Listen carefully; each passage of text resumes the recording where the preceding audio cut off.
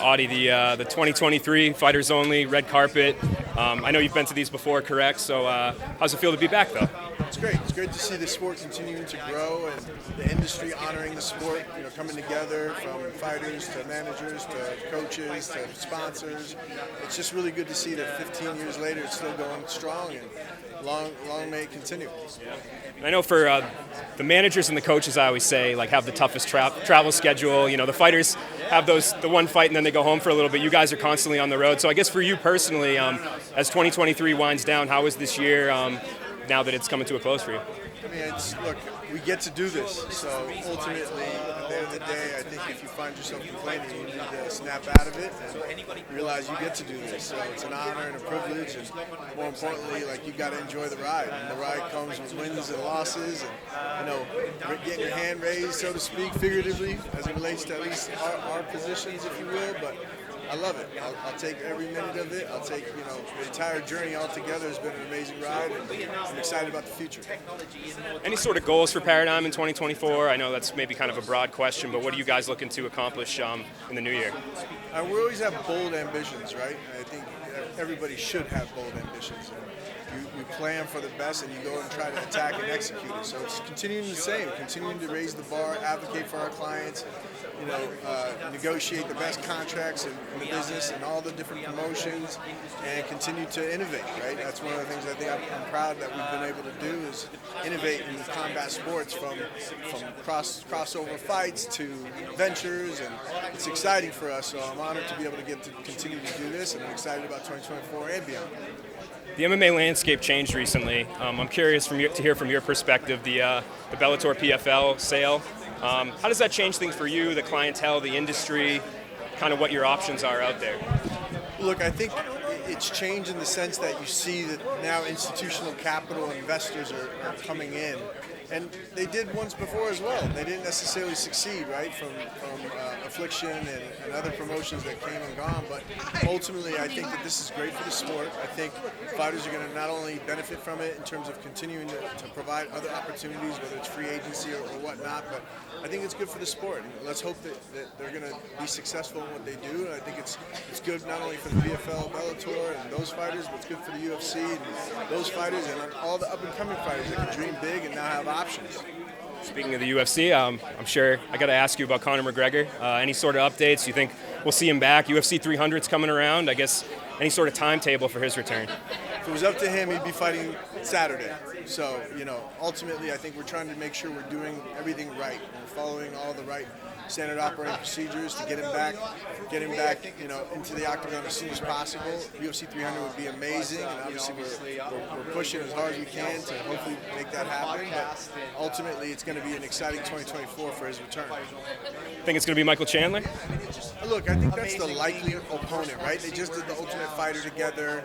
I think, the fans want to see that fight. But there's other opponents as well. So, it's, at the end of the day, I think the UFC is still keen on Michael Chandler, and unless something changed there, I certainly think that that's who it's going to be. There's obviously a lot of questions about when, but also, what have you seen from him in the last couple of years in terms of, or actually, where is he now? Like mentally, physically, do you feel like he's in a pretty good spot to make that return? He's in a really good spot. He's hungry. He's anxious to get back in there. I mean, Conor's a once-in-a-generation type of athlete, and he's transcended the sport and now is a mogul, right? A business mogul. So he loves to do this. He doesn't have to do this, but if you hear him in any of his interviews, he's like, "You've kept me from my living," and it's like, it's what he loves to do. That if you gave him all options, said, "Okay, fighting or give everything else up," I mean, it's not a realistic scenario, but ultimately that's how much he loves fighting. I think he'd do it. Because it didn't sound like it was certain that it could be Michael Chandler. Is there a possibility that Conor McGregor would come back this year for a fight against, and I'll just throw the name out there, for the trilogy with Nate Diaz? Is that potentially a possibility? Conor definitely wants that trilogy to happen, and it's going to happen. There's the Poirier rematch as well, right? There's a bunch of names out there that exist that are quite possibilities. And I just don't know if Nate gets a deal done, right? I think he's still a free agent. I think he's probably still weighing his options. He has great offers on the table from other promotions as well, from what I hear, just like you guys hear. But ultimately, I think if he gets a deal done and he's in the mix, you can't say that it's not a possibility, right? But I think a lot of things have to happen before that even becomes a real conversation. motivation. Dana's always said that it's still his house and he's welcomed back. It would suggest that it is a possibility. From your perspective, is that the biggest fight that Conor could get? Is that trilogy? It's hard. That trilogy is definitely one of the biggest.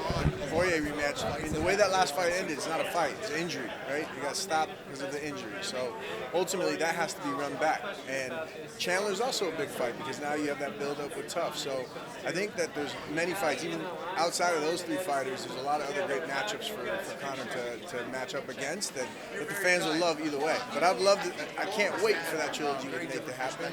Nate's a legend in the sport.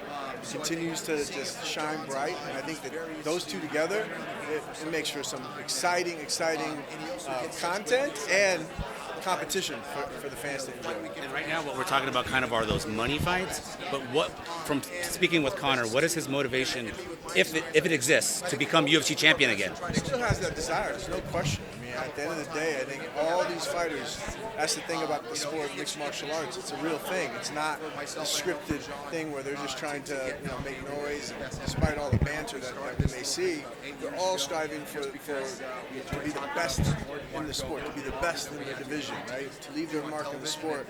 And he's already done that. He doesn't need to ever fight again to have a legacy, if you will. He's set that legacy already. From a fighting perspective, I think he just loves to compete. And that is admirable, right? To still have that ambition and that fire in your belly despite all the success.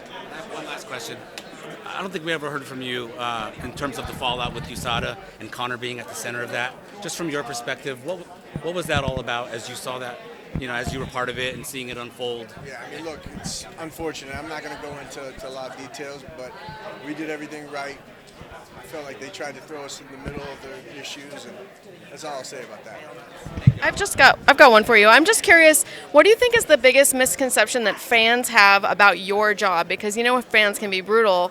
I'm just curious, what is the most common thing that people are coming at you and you're just like, what the heck?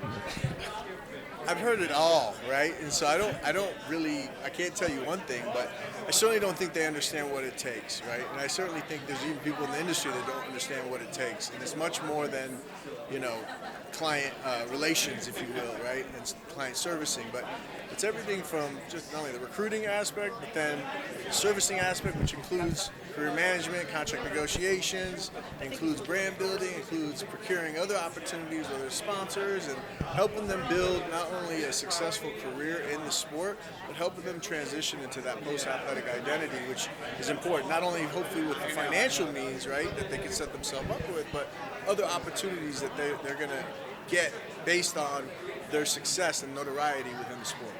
We've got one last one from Venom Page. Any sort of update on him? We saw him on the UFC Matchmakers board. We saw him in the PFL cage. So I guess, what can you give us about him? Do you think we'll get a deal done with somebody soon? Look, he's the hottest free agent in the sport this year. And, ultimately, he wanted to make sure that he tested free agency. He had his eyes set on the UFC. PFL is making a strong push at him. But I think we'll have some news on that soon. Thanks, Audie. Thank you.